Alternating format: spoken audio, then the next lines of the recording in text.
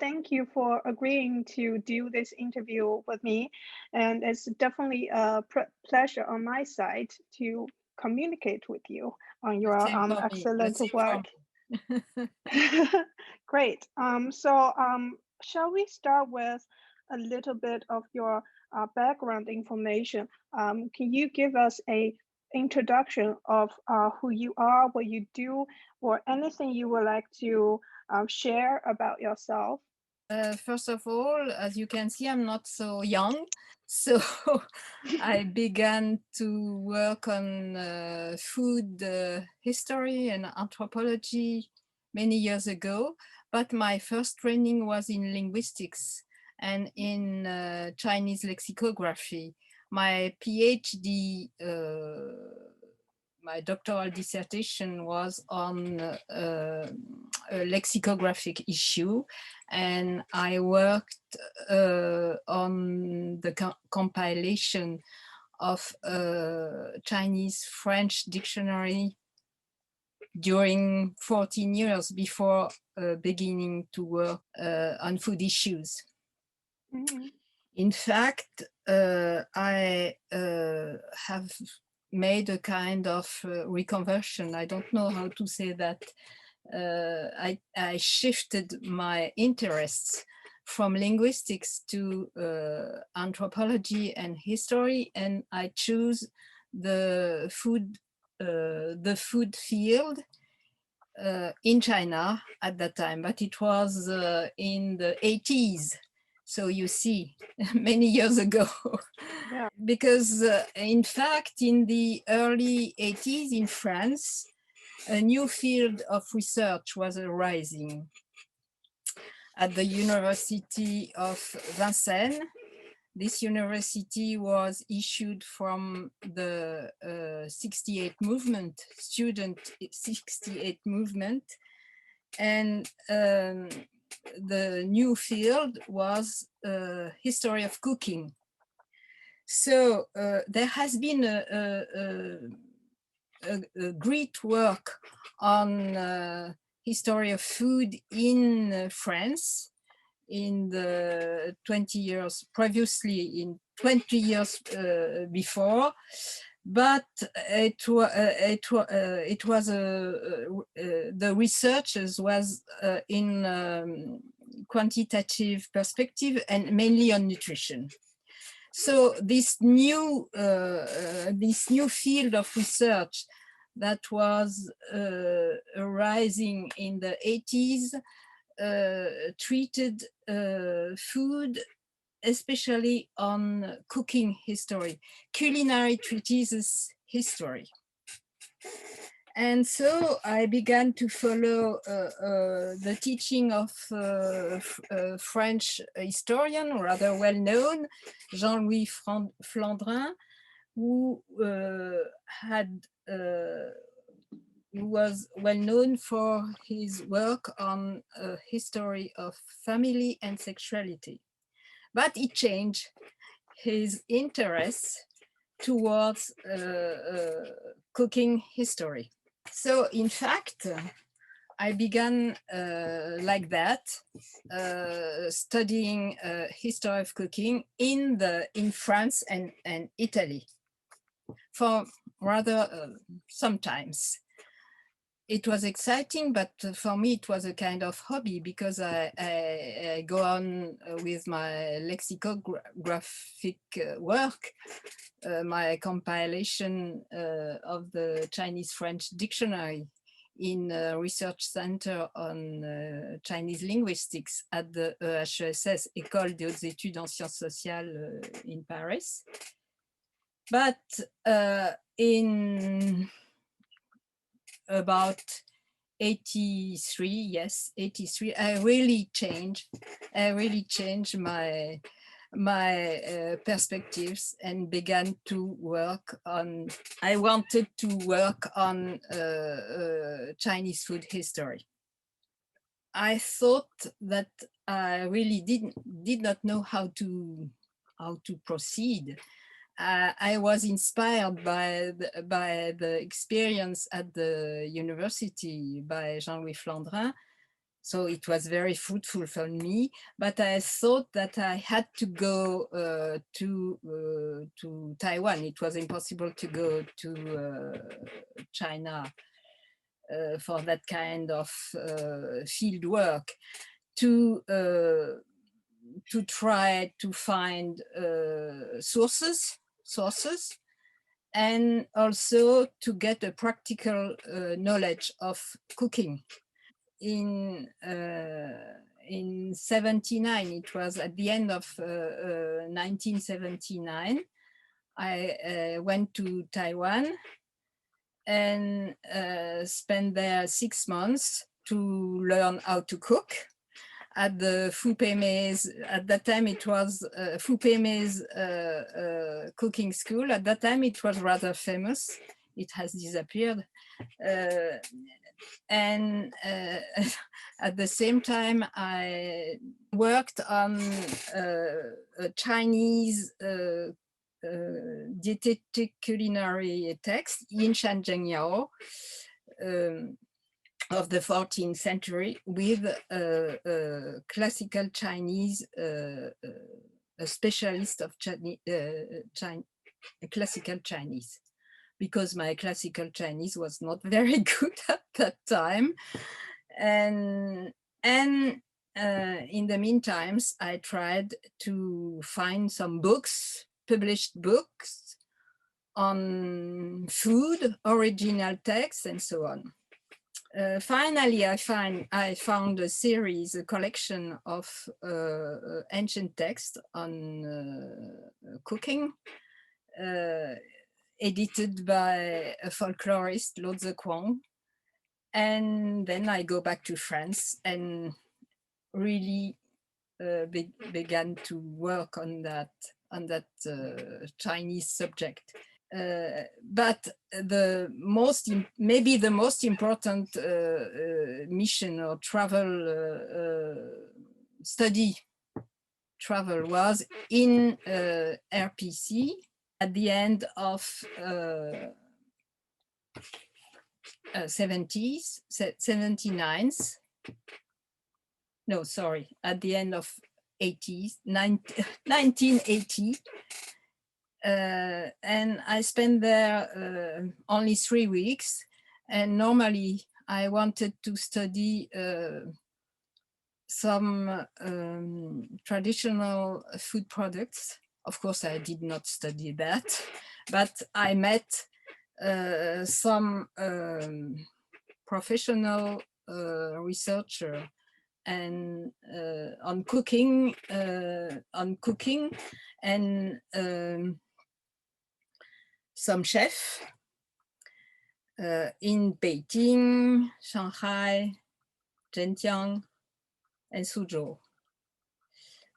So it was very interesting, and I discovered that China was changing a lot, because my first travel to China was in 73, 74, when I was student at the Beijing Yuan Xueyuan.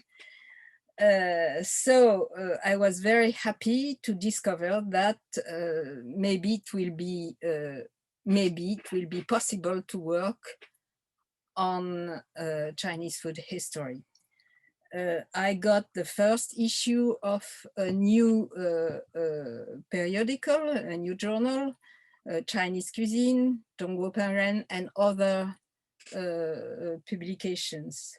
At that time, there was a great enthusiasm in China in this field to restore and to revival Chinese food tradition and cooking, especially cooking in the restaurant circle, in the restaurant milieu. So I still belong to the group of French historians on food cooking, and I went on doing researches on French and Italian cuisine. and I organized with some other colleagues banquets of historical cooking for some festivities. And then in 1990, about 1990 and the years after, I published 3 books on these ancient cooking in France and Italy with Silvano Cervanti, and then I stopped doing banquet because it was very tiring and it was a good experience, but enough. So that was the beginning of my career. Great.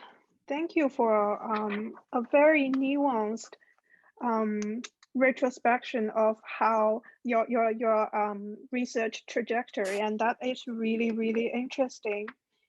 Sort of ties into some of the questions I sent you that we're going to discuss hopefully in a bit. My question is, was there any personal interest involved in that kind of transition? And you talked about how you went to Taiwan in addition to collecting ancient texts on cooking and culinary tradition. You also went to culinary school to learn how to cook. And was that driven by your research interest or your general hobby in cooking? It was driven, of course, by my personal interest for cooking, but also because I wanted to be serious in studying history of cooking, and I thought that it was absolutely necessary to understand how to make, because I felt that I would not understand anything if I did not know how to cook. Because of course I knew how to cook French or Italian food, but not so well, in fact. But I presumed that I knew at that time. I was young, a rather pretentious lady. No, but I knew that I knew nothing about Chinese cuisine, and that it was very different from what I knew already. So that was very important for me. And then, in fact, my interest was a subject of, how to say, kind of disdain by my colleagues. They did not think it was very serious, and they thought that I was an original person. So sometimes when I met them, they asked me, "Hey, Françoise, are you still studying cooking?" But I did not care, because I thought that it was really a very important field and very interesting to discover, because I got the impression that almost nothing had been done. It's not true, because of course there was the very important food by Cassie Chang, Food in Chinese Culture, and afterwards I discovered that there were some very important studies made in Japan by Shinoda Osamu, Aoki Masaru, and other people. But for example, in France, nobody except me was working on that topic, and except Eugene Anderson and Naomichi Ishige and Huang Zongxin in Cambridge. There were almost nobody working on that matter. And I must say that I was always supported by Eugene Anderson. Sometimes I did not agree with him, with his way of interpreting some text, but that's interesting. We had to discuss, and we got this opportunity at the 6th conference on history of techniques at Cambridge. in 1990. So it was, I think that I would say until the middle of the 90s, and even until 2000, this kind of topic was not very respected. It was not considered good for, how to say, it's difficult to say it in the right way. No, it was not considered an academic subject or field. But for me, it did not matter because I got the impression that I've made a lot of discovery, especially after having stayed 6 months in Japan, in Kyoto, at the the Research Center for Humanistic Studies at the University of Kyoto, where I got access to the wonderful sinological libraries they have. And there, it was in 86, and there I could get a lot of texts, of course, that I made a lot of photocopies. And then afterwards, in China, there were also a lot of publications and a very nice collection of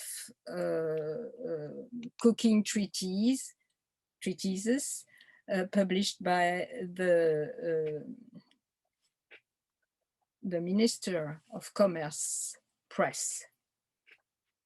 So from that time on, it was much easier to get access to ancient texts because I wanted to work on this kind of texts. So my first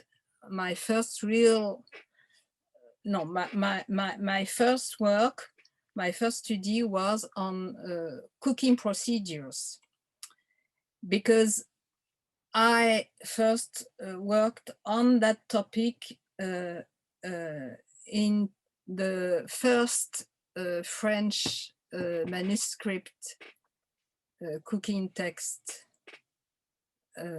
So I published an article on that topic, and then an article on the same topic, but not on ancient Chinese cooking, but on nowadays Chinese cooking. It was also on the cooking procedures and techniques. And in fact, my research on the cooking procedures in the medieval texts, French medieval texts, inspired me a lot to write something, an article on the same topic in China. And at that time, I thought that if I agree with Jean-Louis, and Jean-Louis Flandrin agreed with me, that if we wanted to give, to say, credit to this field of study, we had to publish in very well-known and respected journals, academic journals. So this first article on a study of the cooking procedures in Chinese cooking was published in the most important, most respected history journal of history in France, Les Annales, from the Annales School in 83, but it does not change anything. Cooking was not philosophy, so you see. You mean back then it didn't make an impact as you hoped it would have? But of course, it was a very long process. So we did not expect to be recognized like that at the first time. but it was the first step. And afterwards, I published, in fact, 3 big articles, another one in the same journal, and 3 others in the most important anthropological academic journal, L'Homme, which was founded by Claude Lévi-Strauss. And so it was a way to make this kind of studies accepted by the academic world. But it won't be like philosophy. You see, philosophy is at the top of the hierarchy of academic. You think it's still the case? Is it still the case Yes, currently? I think it's still the case. Well, it's quite normal. I can understand that. But it's why when we make researches on food, we have to be very serious. I think it's very important not to be superficial. So to get knowledges, to be very well informed and so on. Coming from your own experience of being in the field, my sense is that it seems like you are one of the pioneers in opening up a field of food studies, at least in the French academia. So I wonder, I guess I have 2 things coming out of that. The first is that looking back, after all these years, do you see that there has been a change, or to what extent that this field of food studies has grown, has expanded? Yes, of course, the field studies, this kind of studies has expanded a lot. It's very hot. It's a very hot topic. But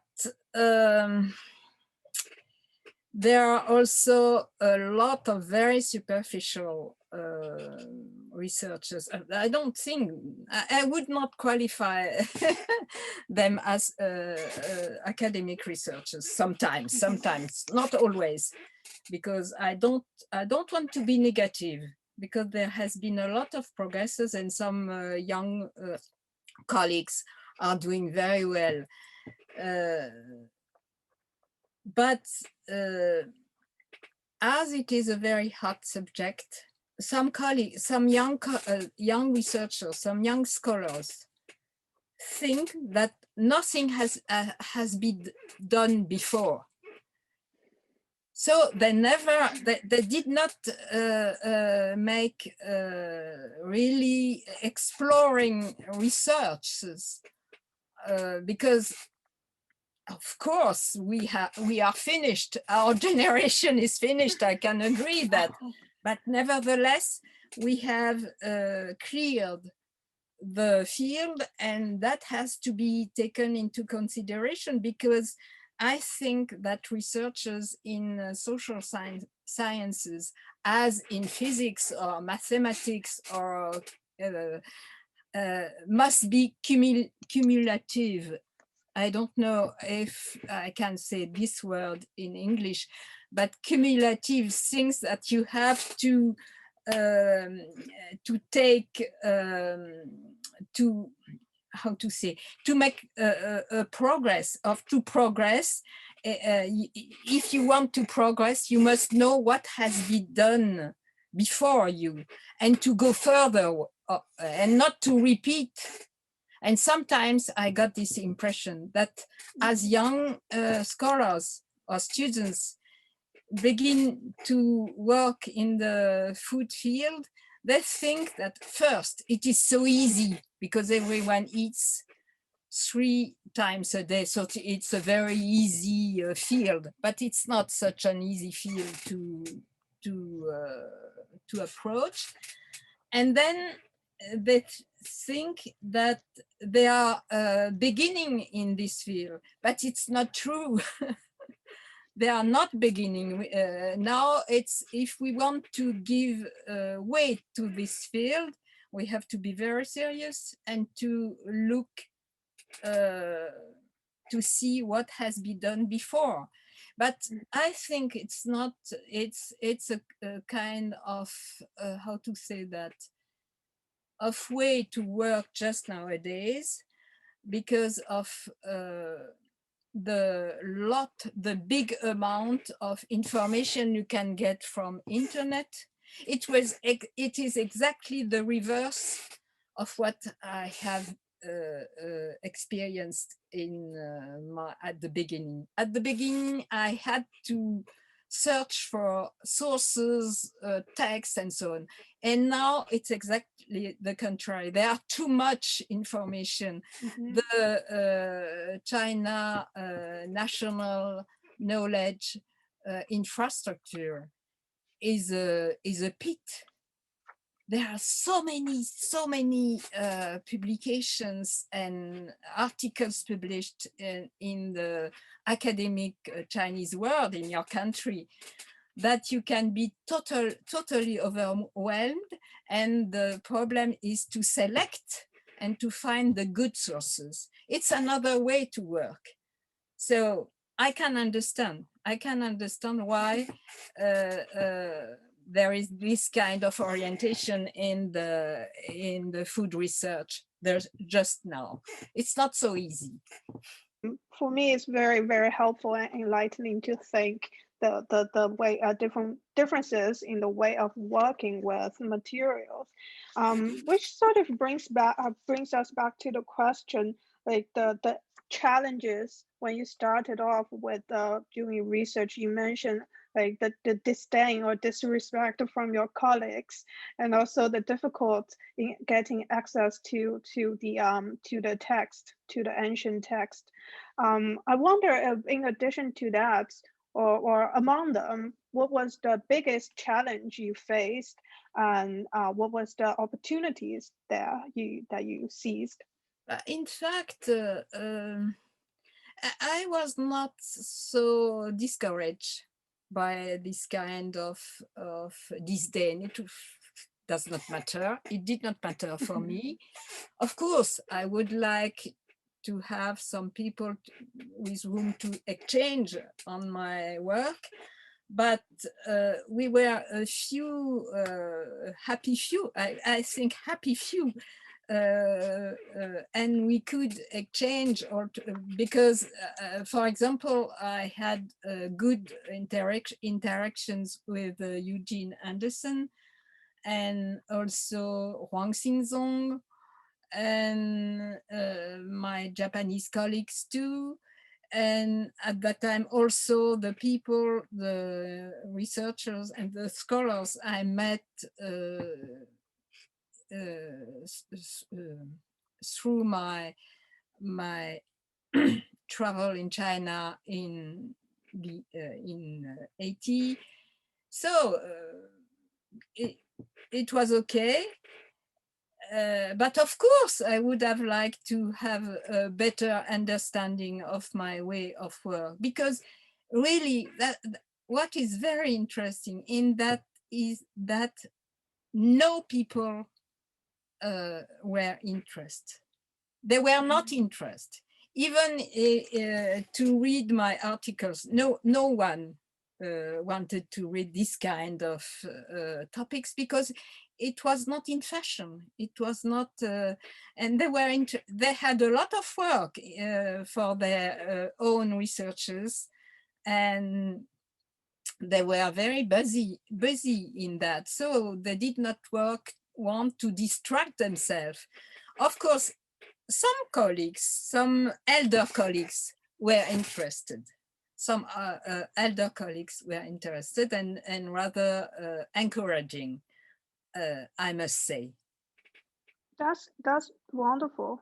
It seems to me that you had this wonderful resolution in what you were doing, and I wonder where that came from. Is it your personality, or is it something that you talked about, the encouragement from elder professors? I just wonder how you had this firm belief in the path you've chosen, sort of. despite it was not in fashion. Did you have anticipated that it was like the food studies is going to lead to a prosperity as we call it today? I don't think I anticipated it. I followed my taste for this kind of researches, but you know, I was not at all, how to say, I was rather timid in my way, no great confidence in myself, but nevertheless, on another aspect of my personality had a great confidence. It's I don't know how to explain that, and I never thought about that. In my life, I just wanted, when I was young, I just wanted to have a profession where I could read the day long. So I got that in doing the dictionary work. I had to read all the day long to compile this dictionary. And then another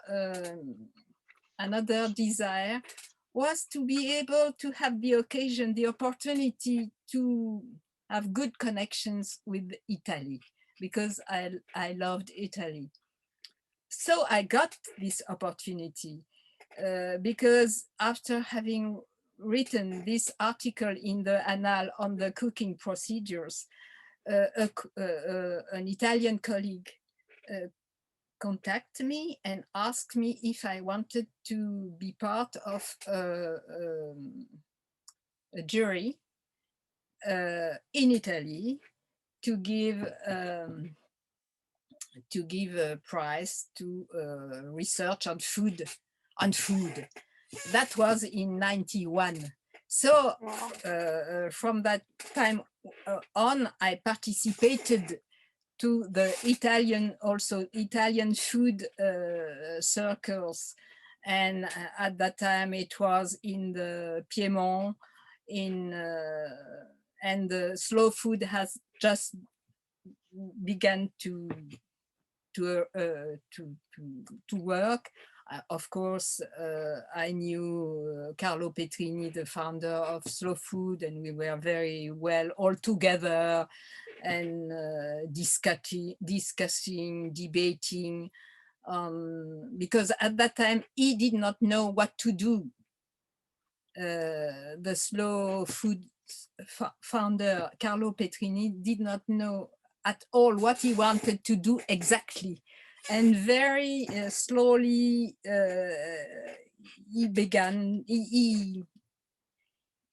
he invented the slow food movement. But it is also because we were all with him and his group.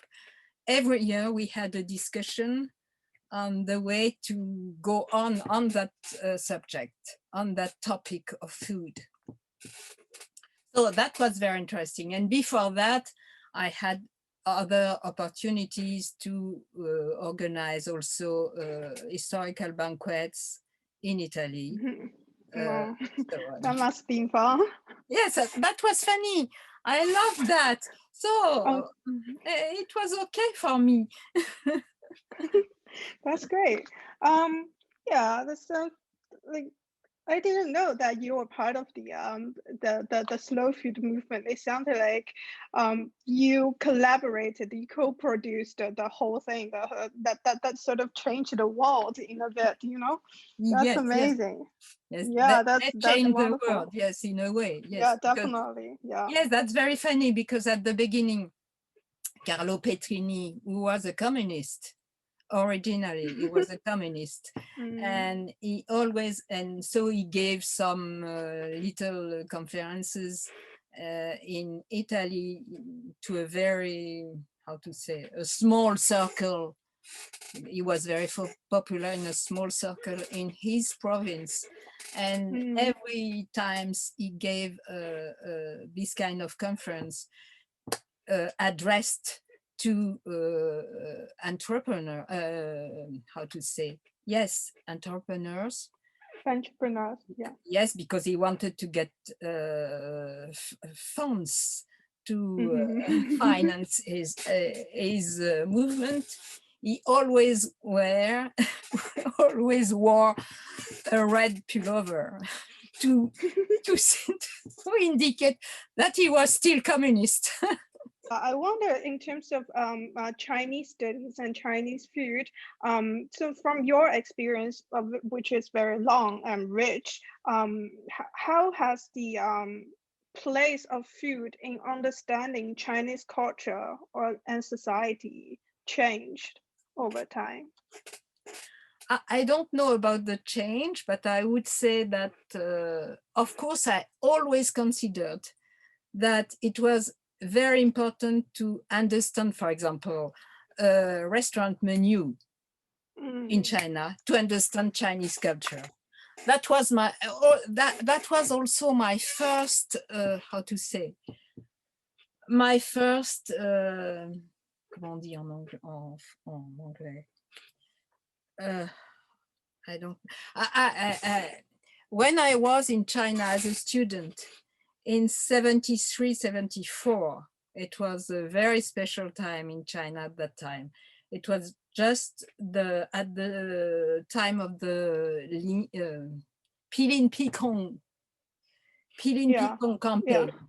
Yeah. And so it was very difficult to study Chinese, because we went there to study oral Chinese, and so it was because we could not speak with nobody. It was impossible to speak with people, so we could speak only with our professors. But sometimes we could go to Chinese restaurants. There were some Chinese restaurants, and around the institute there were one or two that were good. And we did not understand a word of the menu. So I thought it's impossible. I can't go on. At that time, I did not think to work on Chinese food, not at all. But I thought that it's impossible. If I want to understand something of Chinese culture and Chinese way of living, I must understand a Chinese menu. So that was the first, for me, the first, how to say, stimulation for studying Chinese food. And because, of course, I think that Chinese food is very important in Chinese culture, that everyone says that the Chinese are especially interested by food. It's true, of course. But I don't want to reduce this desire for food as, how to say that, because there are many people saying that, of course, Chinese people are very interested by food, and in a way that I don't like that. A way of like disdain, of despising them. So in my way, it's a richness, not a matter of disdain. Going back to the personal thing, so you've studied, you transitioned from linguistics to history and anthropology on food and food history and cooking in China. So I wonder, you said it feeds back into the way you define yourself as a person, like your interest in food, and then the way you are as a person sort of feeds back into each other. If that's the case, then how? Difficult to answer to your question.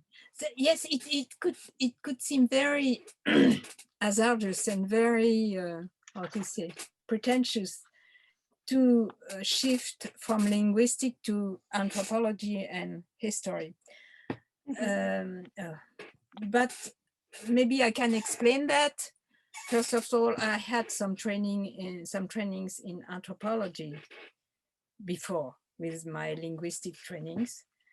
And I must say that doing lexicographical work is very difficult. You have to be very rigorous and very serious. And for the methods you used for that kind of work is the same as you have to use to do historical researches. Mm. So my mind was oriented in that direction. So it was not so difficult. And then as I followed the lessons and the courses and the teaching of Jean-Louis Flandrin, noted historian, I also learn how to work in history seriously, I think.